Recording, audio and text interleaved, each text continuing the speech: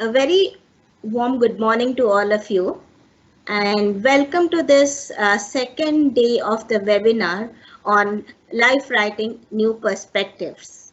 Yesterday, the first day, we had really four enriching sessions.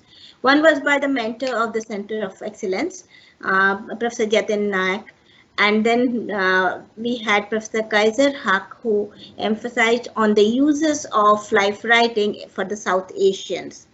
And then we had a session in Odia by Professor Basant Kumar Panda, who emphasized on the autobiographical and life writings of Odisha.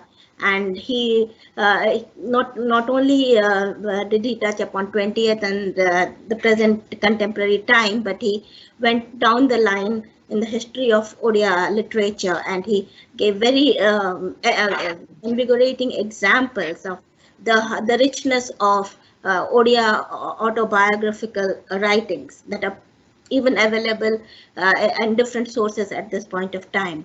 Then we had Professor Radhakant Mishra, who emphasized on Charit as autobiographies, and it was really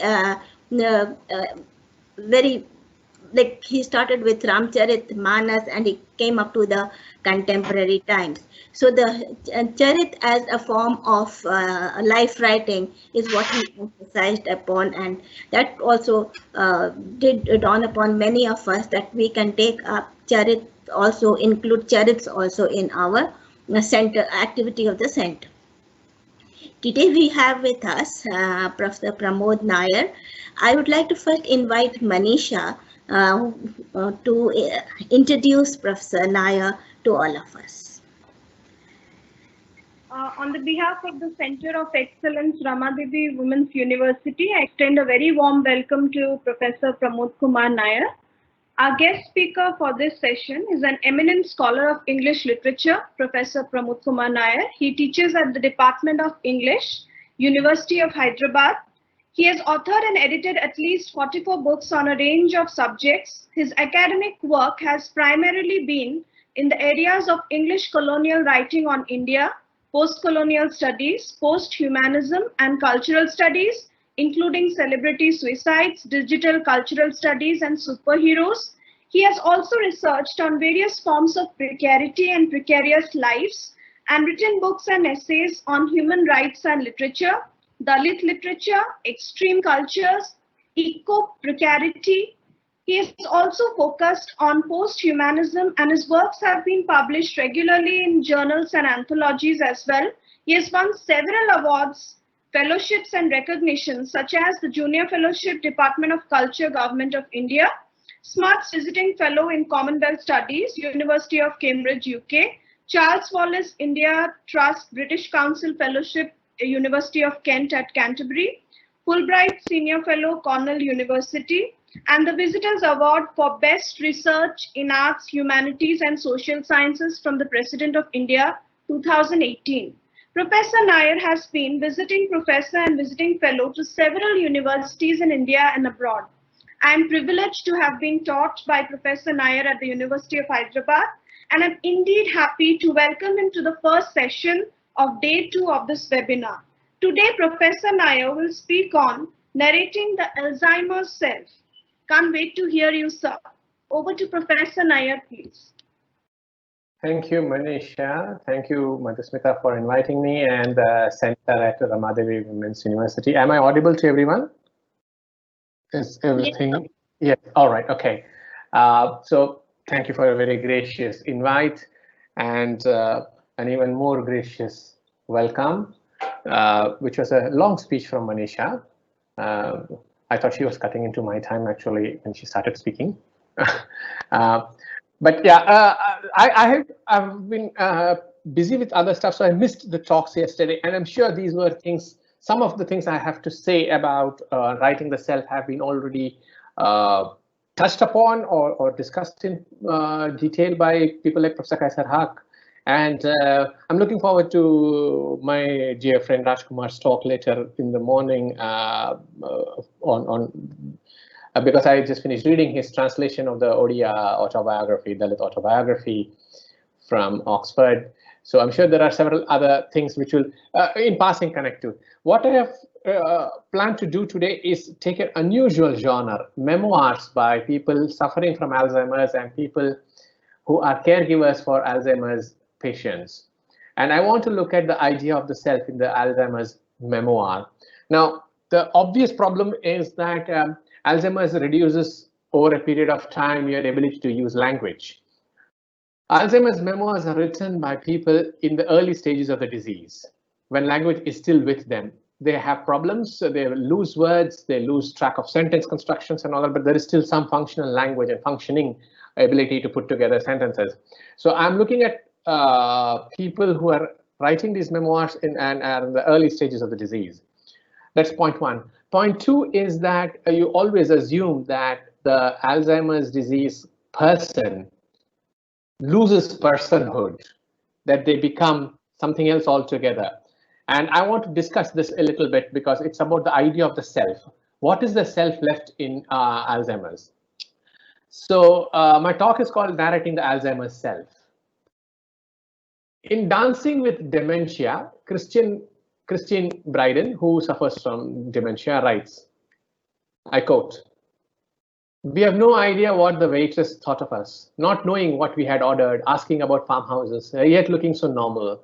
Perhaps we should have stuck labels on ourselves that we are people with dementia, then maybe she would have understood. Or would she?" Sarah Burakoff in Where is Jack, a memoir of her husband, who has Alzheimer's, says, "The monster Alzheimer has gobbled up his brain and left him in his shell." Thomas de Baggio, who suffers from Alzheimer's, describes himself as an empty vessel. Carol Cornett speaks of the pathetic hull that Alzheimer's disease protagonists have become. All these instances from AD memoirs capture the subject of inquiry of this talk, that is the changing and multiple nature of the Alzheimer's self. The talk's informing assumption comes from the work of Tom Kitwood, Stephen Sabath, Rom Hare, and others.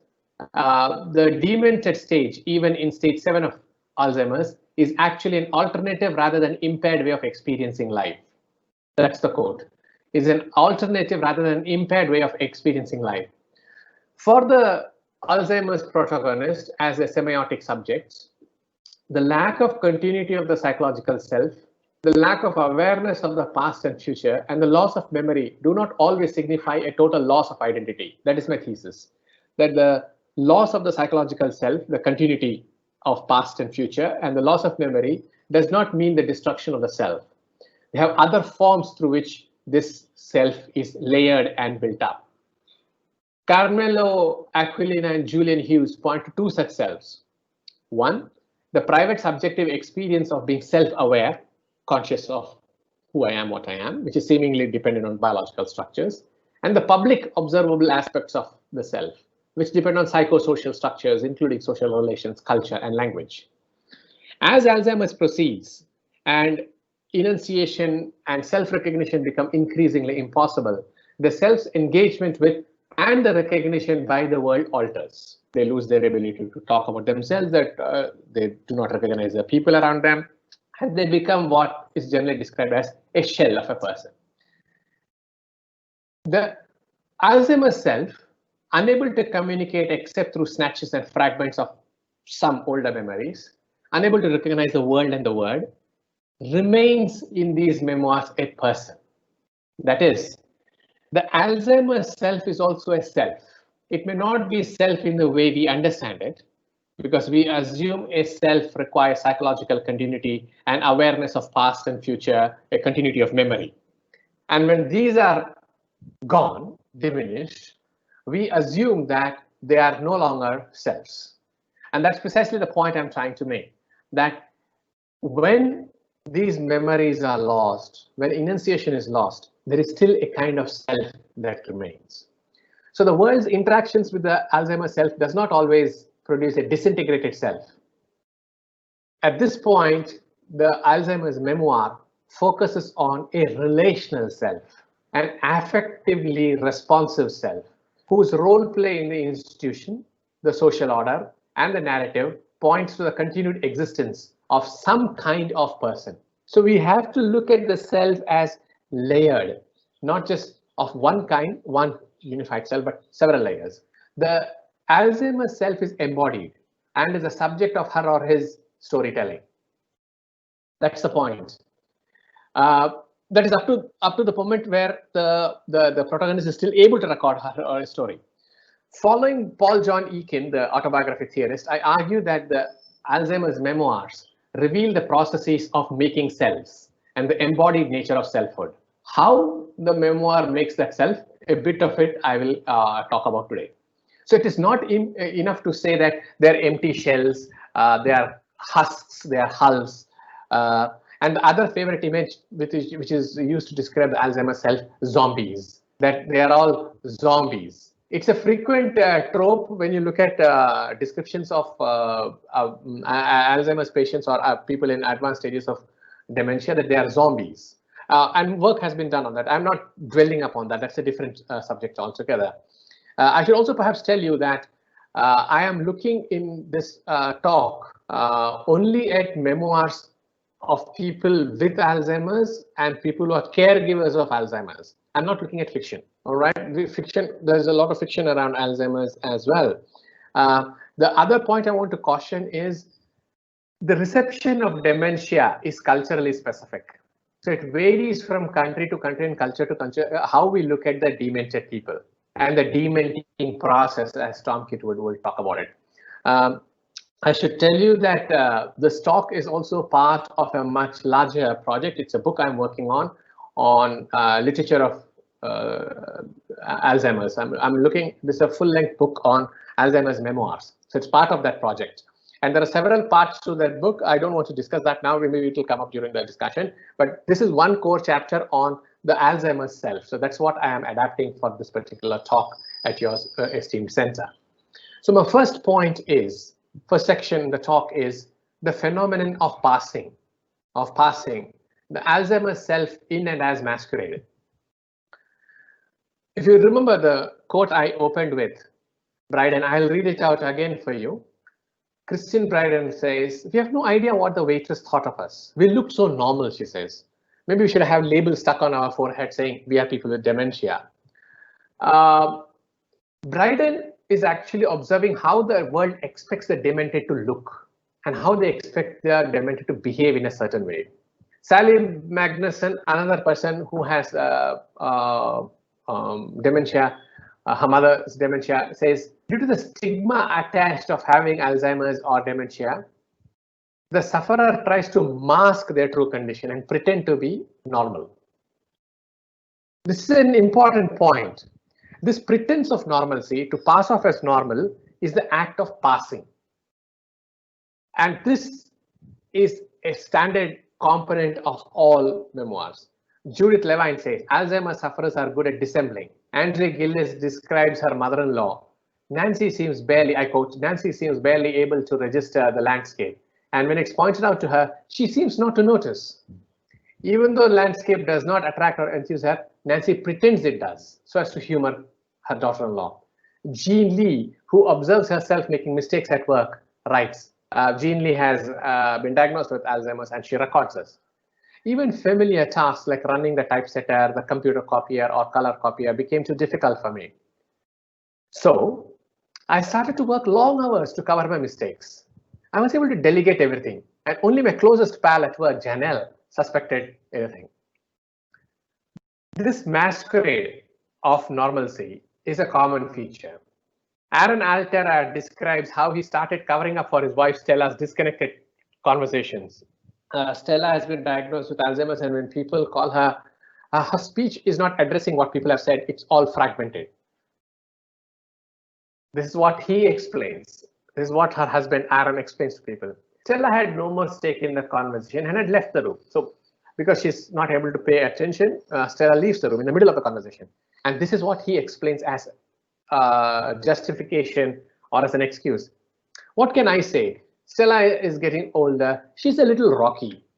I was getting used to saying phrases like that. The Alzheimer's person, for as long as she or he can enact a masquerade of normalcy to herself and to the world, is an attempt to delay the stigma of being an Alzheimer's patient. The attempt to disguise, to mask, and to explain away the differences through what Goffman terms passing. Passing becomes essential because people with extraordinary bodies are required to account for them, as Thomas Kauser says, often to complete strangers. Passing is an attempt to deal with the disability of disappearance through an attempt to transform the self in accordance with a cultural script. So I want to pretend I am normal. I want to approximate to normalcy. I want to behave in a way that does not reveal that I have Alzheimer's.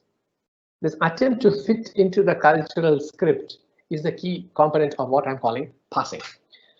Passing marks the transition between the discreditable and the discredited self. So discreditable, the potential to be discredited, but discredited is when you have already been discredited for being an Alzheimer's patient. Seeking to avert recognition as an AD sufferer or drawing attention to the slip-ups occurring at work, Diane McGowan is quick-witted enough to invent and explain away.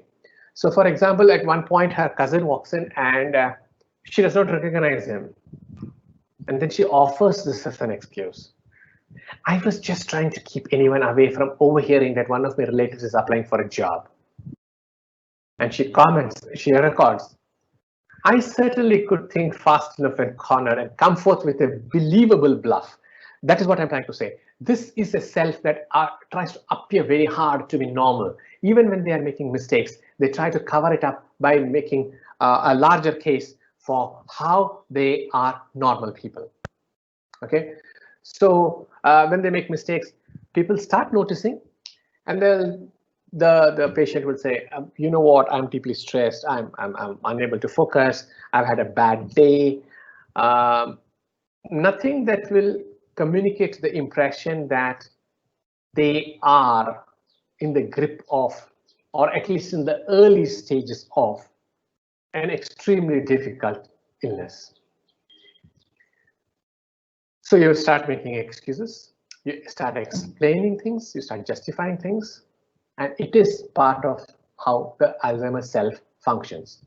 Now, traditionally, the word passing has been used to describe African Americans who pass off or pretend to be white. You know, lighter skinned African Americans whose skin color does not automatically indicate African American or Black inheritance. So passing is an attempt to pass off as white. And critics have argued that the idea is an attempt is to delink race from the past. Disability studies experts like David Mitchell and Sharon Snyder have also said passing is definable as approximations of able-bodiedness. So you try to conceal the fact that you have a problem and you try to pass off as normal. In Alzheimer's disease, passing is not a reinvention of the self, but it is a reiteration of an older self. No, I am able to remember things. It is just that on a bad day, I can't recall everything. Suppose you make a statement like that. It is not a reinvention of the self. It's not an attempt to develop something new, but to say that I am still the same old person. I am still as normal as I used to be, but I had a bad day, which means basically you are looking at reiterating an older self. Passing is the resistance to the identity theft that Alzheimer's imposes on individuals. Because in the Alzheimer's memoirs, one of the tropes you see almost in everyone is the Alzheimer's person, the Alzheimer's protagonist, often describes his or her condition as something being stolen from her or him, something being taken away. And Alzheimer's is described as a robber. Okay, so when the AD protagonist claims I am normal, it's an attempt to thwart this theft, this attempt to prevent a theft of identity. The AD protagonist, the Alzheimer's disease protagonist, recognizes the mistakes she or he has made, laughs it off, explains it off, and thereby normalizes it. This normalization is central to what I am describing as the early part of the Alzheimer's self. Plenty of examples. For example, Richard Taylor, who has a longish book on his Alzheimer's experience, says, and I quote, my Act 1 is his description for the early stages of Alzheimer's, lasted about 3 years. Most of the time while I was on stage, I was in disguise and peeking out of an almost invisible closet. Aside from the other cast members, family and close friends, no one in the audience knew about my Alzheimer's disease. That's what I'm trying to talk about. That nobody is able to figure out that I actually have a problem. I'm concealing it, and it is being accepted. Little later, he will say, when I was first diagnosed, I retired from my practice. He's a psychologist. I gravitated to a place where Alzheimer's like behavior is not noticed, where those who don't have Alzheimer's act forgetful, like they don't always understand what's going on. I joined an academic community. Think about this point. He says, I wanted to be in a place where my memory lapses and my eccentric behavior would not position me as a strange, weird person. I needed an ecosystem where being forgetful, being careless and eccentric is normal. I joined an academic community. Think of the standard trope of the forgetful professor, the absent-minded professor. You know, the academic is expected to be not always lucid, not always recalling everything on time, not always very systematic, but and a little strange, shall we say. For politeness, we'll just call it strange. And I fit right in. So the point he's making is, when there is a community in which everybody is like this, I'll be normal. This is an attempt at inclusionism, and it's a crucial part of what we have to think about. That passing is an attempt to fit older people with dementia into an ecosystem to make them feel more included. For Taylor, for example, what I just said, the AD symptoms, the Alzheimer's disease symptoms and behavior fit right into a culture and community where the so-called normal mimics the Alzheimer's behavior. So Taylor actually reverses the flow of the Alzheimer's narrative. He fits into the academic community because the non-Alzheimer's people mimic the Alzheimer's protagonist, and nobody will see him as any different. What we are looking at here is inclusionism, communities and cultures in slightly different keys. So by fitting yourself into a community where the normative body, by normative body we understand as a standardized body, pretends to be an Alzheimer's body, and the Alzheimer's body mimics the normative body. So passing is a structural and collectively arrived process. It is developed as a collaborative act between the Alzheimer's protagonist and the caregiver and the family. I mentioned Aaron's, I quoted from Aaron Altera's book, where he says, Stella, you know what, Stella is growing older and she doesn't always remember. You start picking excuses for them. So passing is not only enacted by the Alzheimer's individual, passing is also prepared for and enacted by the immediate caregivers community, usually the family. This is often effected in the form of explanations of behavior that deliberately misrecognize the fact that something is wrong with the protagonist. So as a collaborative act, passing is aligned with both confabulation, the invention of narrative, and the relational self. It is part of a restitution narrative where the Alzheimer's protagonist tries to hold on to an earlier pre-Alzheimer's nominal self where there were no memory lapses. And that's the point.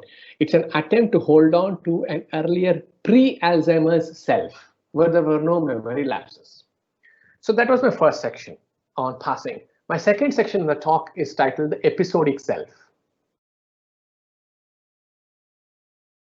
Carrie Smith Henderson, who also has a memoir of his Alzheimer's, says, every time I have a feeling that I am losing contact, losing my brains, or whatever it might be, I panic, he says. I panic. I think really the worst thing is you're so restricted. The point is, there is a constant use of I here. Okay. Now Sabath and Stephen Sabath and Rama argue this is the indexical I, as in This is the indexical I, where the use of the word I is an awareness of myself. Charles Schneider, for example, says, I want them, that is others, to know that we are slower but not dumber. And he says, Alzheimer's people think, but they don't think like everybody else thinks. Please remember both of them. As Charles Schneider's quote, I want the people to know that we are slower, not dumber. Gary Henderson says, people with Alzheimer's do think. They don't think like others. Now, there are several things that I want to mention here, and I have one more quote from Gary Henderson, which I want to build on. Quote, as I ramble around, there are some things that probably ought to be said that I am sure I haven't said, but my philosophizing for this day is about finished. I can't imagine there's enough tape in there for more. And what's more, I think I've said all that I can say. This is a paragraph with several features, all revealing a self and which arrest our attention. First, Henderson voices his suspicion that he has not articulated all that he wants to say. There's an element of doubt in that. But that element of doubt is itself a self-reflexive act, and it indicates self-awareness.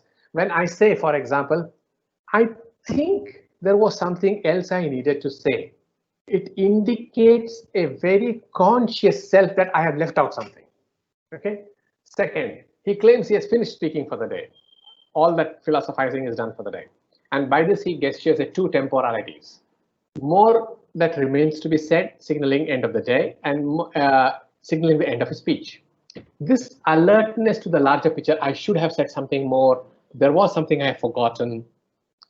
And the alertness to the larger picture marks the ability to perceive the larger picture, to see the part and imagine the whole. So I remember this much, but I know there is a larger something I should have remembered. Henderson is actually mapping a nested narrative context.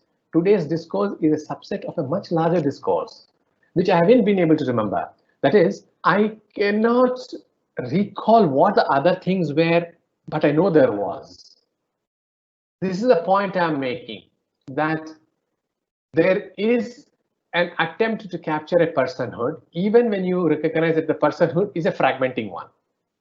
Henderson is writing as a self-reflexive author who has problems with words and such. He thinks about his enunciation and his enunciatory abilities here. All right. Now, in another example, Charles Peirce, whose memoir is about his father's Alzheimer's, he says, all at once, the light came back into my father's eyes and his face changed. It arranged itself slowly into an expression of unspeakable sadness. He gripped my arm. His mouth began to move as though he was trying to choke something out to me. He began to cry with the effort he was making. Peirce's account captures a momentary return to the self. A momentary return to the self. The sadness is a marker of continuity, where Peirce Sr., his father, recognizes the change in his life. He is aware of the fact that I am no longer myself, the way I used to be. The light came back, says Peirce, implying a continuity of the psychological self of his father. The awareness of sadness, marking the restitutive state of the feeling self, is one of the layers of the self that is left behind in Peirce Sr. With Alzheimer's, psychological continuity that characterizes our self is lost. We don't always retain a sense of who we are, and that particular continuity is missing. But the question is the narrative self the only kind of self? Galen Strawson has made the argument that there are many people who only have episodic selves, not a continuity of selves. All of you don't always see the self in narrative terms, that there is a continuity. And this comes as a response to people like Paul Requar, who spoke about the narrative self. All of us may not experience ourselves as diachronic, argues Strawson, and so will not have a narrative of the self. He writes, and I quote, episodics will reply that the past can be present or alive in the present without being present or alive as the past. Without being alive as the past. So losing his memories, Charles Schneider writes, I suspect the good feelings will still be present. Larry Rose, another person battling Alzheimer's, emphasizes the feeling moments rather than narrative and temporal continuity. He says, I laugh, I cry, I love, I want, I need, and I hope. I move about and really enjoy chatting with people.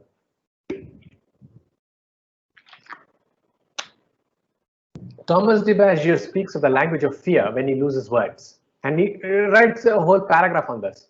So what I'm trying to suggest here is these accounts show continuities. The point is, it is the charged nature of events from the past that remains sedimented, even the Alzheimer's self. That is, it is the affective, the sentimental value of a moment that you retain, even if you don't retain the semantic scope of the term. So there may not be temporal coherence, there may not be semantic coherence in the Alzheimer's narrative, but there is affective coherence that maps an alternative self, even when there is no longer a narrative self. In short, I am proposing that in the place of the narrative self, you have something else. In the place of the narrative self of psychological continuity, you have an affective coherence. Okay, that is section 2. My last section is called the relational self. The relational self, writes Herkowitz, is a quote, is a dynamic interaction between intersubjectivity, subjectivity, and the anatomic brain. In this model, subjectivity is a process interweaving the social, the individual, and the biological. Tom Kitwood, who's done more work for dementia and dementia-related care than anybody else, and Bredin also point to a different model of the self. I quote, personhood should be viewed as essentially social. It refers to the human being in relation to others. The human being's personhood should be seen in relation to others. And they continue. Some individuals who had seriously deteriorated in all their functioning, including some who had been written off as hopelessly demented, show considerable reversal or rementia. Rementia being the opposite of dementia. Rementia when their conditions of life and especially the social relationships are changed. The positive changes that are most notable are in the areas of social skill, independence, and continence. So Kitwood and Bredin identify several components of the relational self, a sense of self-worth, agency, social confidence, and things like, and hope, of course. The relational self is in the Alzheimer's memoirs primarily situated within the family, in a close group of friends and a network of caregivers. It express outwards in many cases. Here's an example. When Peirce wishes and tries to move his father outside a care home, the father refuses. His father, and he records, my father wouldn't budge. He lived with his 3 roommates. This is a man with Alzheimer's, okay? He lived with his 3 roommates and his hair was long and curling. And the unit was his world now. And he seemed content, his life round and complete. Now, I grant you that this is an observer's view. And it's not possible to ascertain what Peirce Sr. was himself feeling and whether he was really content and whether he found his life complete. But Peirce is documenting an assertive and therefore an affirmative self. At one point, Peirce is taking his father and the rest of his family, and the father, Peirce says, why don't you get in at the back?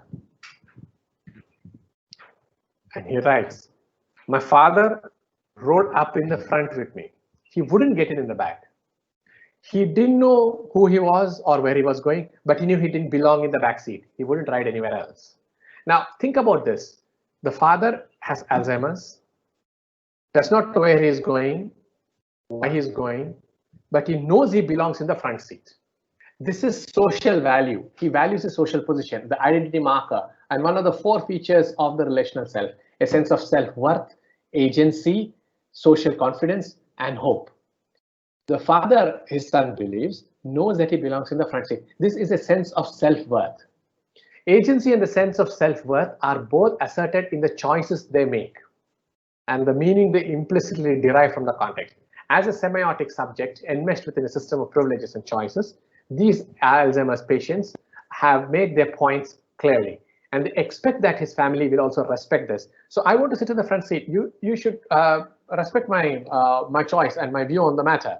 That is, there will be a very clear instance of assertiveness. Okay. Henderson clarifies that at this stage he's a thinking self. People with Alzheimer's do think, and I quoted this before. No, people with Alzheimer's actually think. They may not think the same sort of things that normal people think, but they do think. They wonder how things happen, why things happen the way they are, and it's a mystery.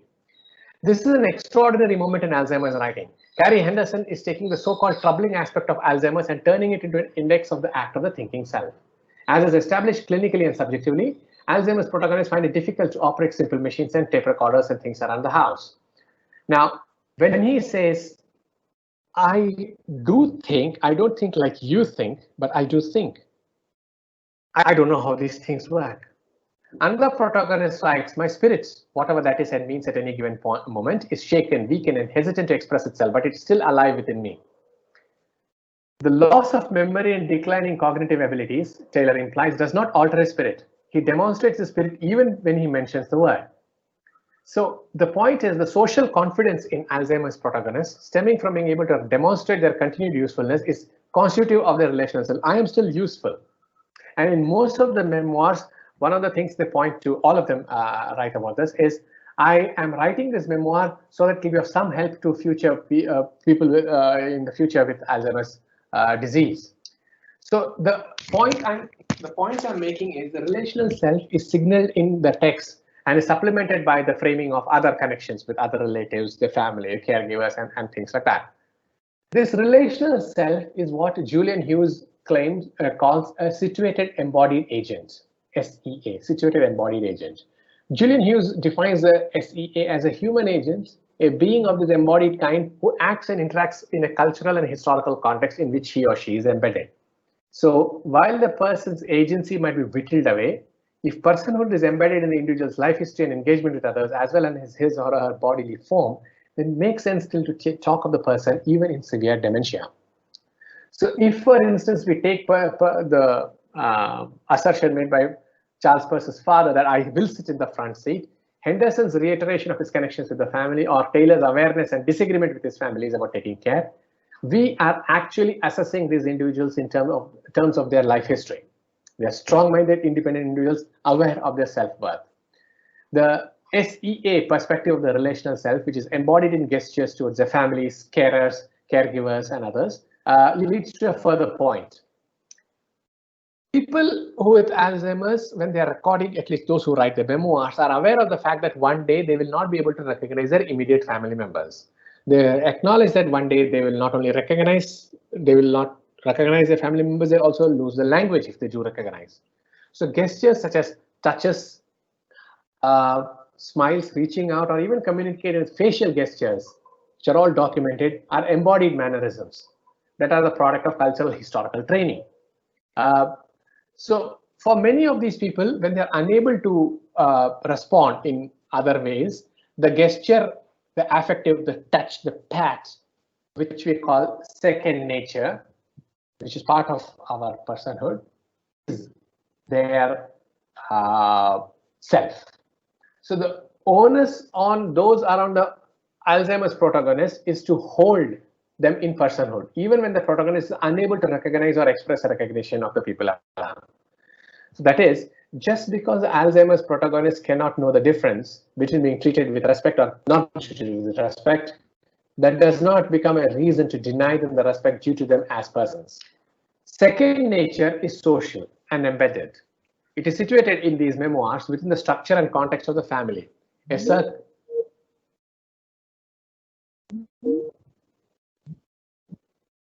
Hello? Am I audible? Did Yes, it go off? Yes, Okay. You are audible. You are clearly audible. Yeah. So second nature is agential. It enunciates a set of mental states which elicit a certain kind of recognition and response. The point I'm making is when the self is being destroyed, diminished, it is a set of relations in which they are embedded that gives them a sense of personhood. So even when other normal modes of enunciating the self are being destroyed, the relational self is based on second nature, the people around them, and the emotional connection that they have.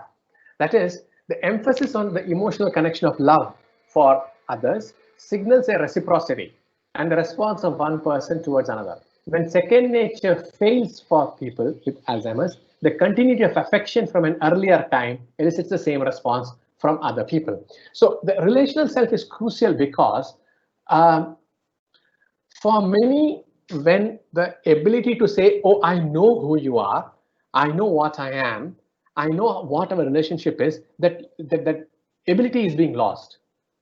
But what is not lost, as most people recognize, is an affectionate touch. They understand affectionate touches. They recognize it, and they respond to it. That is, what we are looking at here is the fact that even when there is the loss of a language-based, a narrative-based self, a relational self asserts itself. And that is absolutely crucial. That's what helps us understand what this is. So I want to wind up with a couple of comments, if you allow me. When we look at the Alzheimer's self in these memoirs, we need to shift the foundations of how we assume the self is constituted, how personhood is constituted.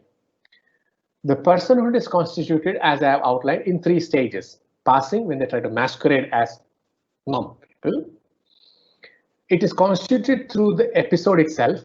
There is no psychological continuity, but there is affective continuity. So what mattered to me several years ago continues to matter to me in terms of their emotional content, their emotional value. I may not have a psychological self where I recall the past and present and the future, where I have a continuity of memories, but these I continue to understand. Finally, in the relational self, when you are a situated embodied agent, the self is constituted through a system of relations. So this also alters, for those who are working in autobiography, the sense of personhood and the self as limited to a particular context as a particular autonomous body. The self is intersubjective. The self is connected. The self is a system of relations. So this marks a radical departure from the standard ways in which we have conceived of the self itself. I will stop here right on dot for a little bit of discussion for people to get in. I understand also the problem that many of you are perhaps not aware of these memoirs, that many of you may not have read these memoirs. It's a small genre and it's there in the West. It's just coming up as a field of study, and it's probably being studied in the field of literary gerontology rather than in other fields. But I'm sure several of you will have things to say. Thank you. Let's have a little discussion. Thank you, sir. It was very interesting to know about this aspect of research. There is one question by one of the participants. Do the narratives of the Alzheimer's self suggest that fragmented consciousness is the way out of any trauma? Even the supposedly normal people must live episodic lives in that sense. Well, trauma does take away the continuity of the self, because trauma is a rupture in and of itself. So all trauma narratives are primarily ruptures, and the self which has been traumatized has itself been broken. So people who are working in studies of dementia have also made the crossover with trauma studies. So that's an interesting and a good question, because there are overlaps that we can actually explore.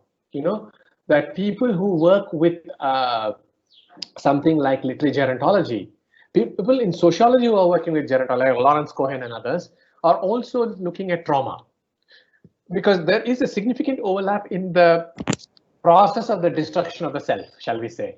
So yes, absolutely. The episode itself is all that remains. Okay. So just I would like to know about this whole concept of normalization. So like you suggested that Alzheimer's in the first stage, people have various, episodic self, relational self, and all these self. Even if we look at any quote unquote normal person's identity, don't you think we also have many layers to ourselves? Then what then is the difference?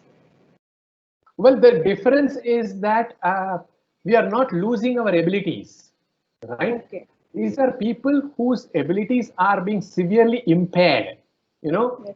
and it becomes almost necessary to do this. Otherwise, they will be in a serious mess in terms of how do we uh, what do we say in terms of how you perform in a social setting, for example, you know, because we are all social selves. There's no such thing as an autonomous self.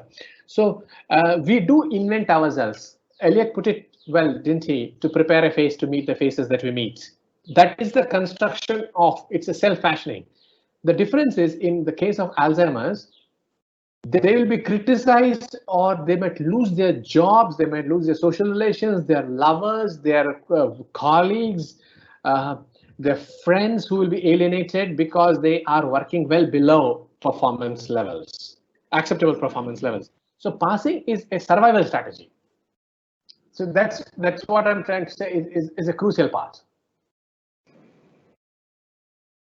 So amnesia would be a part of Alzheimer's, Oh or yes, is it yes. very different? No, it is is a a part part. of it. But amnesia is one variation.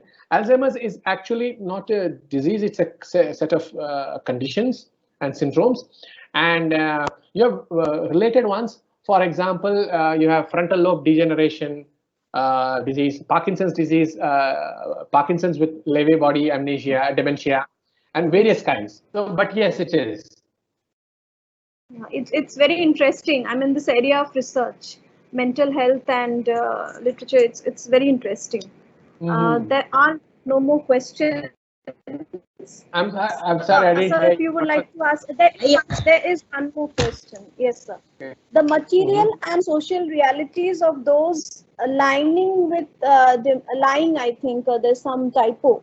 Lying with dementia and Alzheimer's in each country is different. For example, China and US. So how easy is it to theorize because the stigma in every country is different? Oh yeah, that's I mentioned this right at the beginning that the cultural reception of old age varies from country to country, and therefore the cultural reception of dementia also varies from country to country. Uh, it's Yes, not possible to have you a did blanket mention. description, a blanket coverage of all forms of Alzheimer's and acceptance or rejection of dementia. Culturally specific things have been addressed by people working in, for example, Lawrence Cohen's wonderful work, No Aging in India, is a Yes. key text here. And he is studying old age in India, as opposed to people who are looking at Alzheimer's in the context of, say, the United States or developed nations. But you see, in the recent COVID pandemic, some of these things have come to the forefront when countries have said hospitals will not admit older people. The changing notion, the changing values attached to old age have changed, because what they are Yes. saying is people in the 80 above range don't merit as much medical attention as those people in the younger age group. Now, what has that meant? That has meant that medical facilities are also being graded in a particular way, isn't it? It's And, very and sad. Very sad. I didn't hear that. What was that? It's very sad, actually. Yes, Yes. yes. So, but the point is that it has changed perceptions, and that is something we have to acknowledge. That at some point, these perceptions of age, aging, the aged, and dementia will change. And when we say they will change, we have to worry about whether that means, say, lesser welfare measures, and in the recent example that I mentioned, that we are losing on medical facilities for older people. What is that supposed to mean? I mean, the grading down, the downgrading of these institutional and welfare measures for older people is worrying, because at some point you have to consider the fact that we have stopped seeing them in the same way as we used to, right? So that is the point I'm making. Sonali Das wants to know that in which category can we place this research, this literature maybe? Medical humanities. Okay. Okay. And there's one more comment. Just a comment, not a question. Somebody writes anonymous. Though I'm not a huge fan of the word normal myself, I wonder what patients with Alzheimer's must be going through to act the same. In the end, it's just a disease and not their fault. But they have to continue living with it for as long as they live while trying to make others and mainly themselves believe they are all right. It's disheartening. Yes, absolutely right. That is precisely the point that I was making, that the attempt to communicate, I am still functional, I still have value, because we believe that these people no longer have any value. Oh, they don't have memory, they don't have language. Oh, come on, they are, which is why the description of them is zombies, you know, and disheartening is the appropriate word. Thank you, but yes, I agree fully.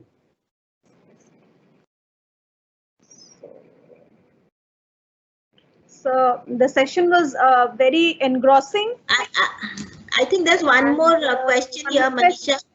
Manisha, Yes, there's sure. a question like, I think you missed it.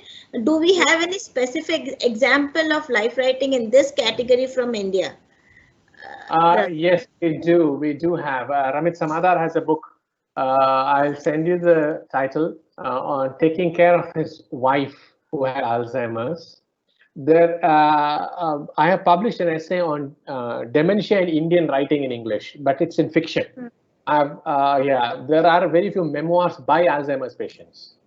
None at all that I could think of. But there's one caregiver memoir. Sonali wants to see if you have any books on Alzheimer's. If you could please show on the screen so that they could take down the names. No, I'm not sitting at a Maybe place later. where Yeah, maybe. I can't take out all my books from the cupboard and display them. I look like a bookshop. It's not possible. Yeah, she has requested. Anyways, okay. Okay. It was very interesting, sir, to listen to you. And on the behalf of Rama Devi Women's University and the Center of Excellence, I immensely thank Professor Nayar for sparing his valuable time for all of us. Thank you for providing us with such wonderful insights about Alzheimer's and life writing. Professor Nayar has enriched our perspective towards this area, which seems like not a very common area. And now we can actually look at mental health and life writing in our Center for Excellence. We can develop our center in that area of research. We You'll have. have to wait for my book to come out first. If you put any of the ideas into your center, I will take you to court. No, sir. No, we won't do that. I'm just pulling up. Thanks for drawing our attention to terms like normalization, idea of the self, masking the self, and also interesting terms like relational self, so many kinds of self. How interesting it is to think that all of us want to feel that we are quote unquote normal, whatever the word means. I also thank all the participants for joining and asking questions. Thank you, sir. Thank you very much for sparing your time to be with us. And as usual, you always weave magic. I remember attending your classes, and it was the same experience. It was just wonderful listening to you again after so many years. It scold you so much. Thank you, sir. Thank you. Thank you all for being here, and thank you, Madhusmita, for persuading me to come. Bye. Thank you very much, and we look forward to your book. Of course, I would like to here also talk about the book Extreme in Contemporary Culture. Also, I have had a chance to see that book, so that also was wonderful, and we look forward to your guidance for this center in days to come. And whenever you come to have a chance to come to Bhubaneswar, if we can invite you, it's fine. But if you are coming, please do take a visit to our center. Yeah, do let us know you are in town in Bhubaneswar, and we'll invite you to our center. Thank you, Madhusmita. Thank you, Manisha. Bye. Thank you, sir.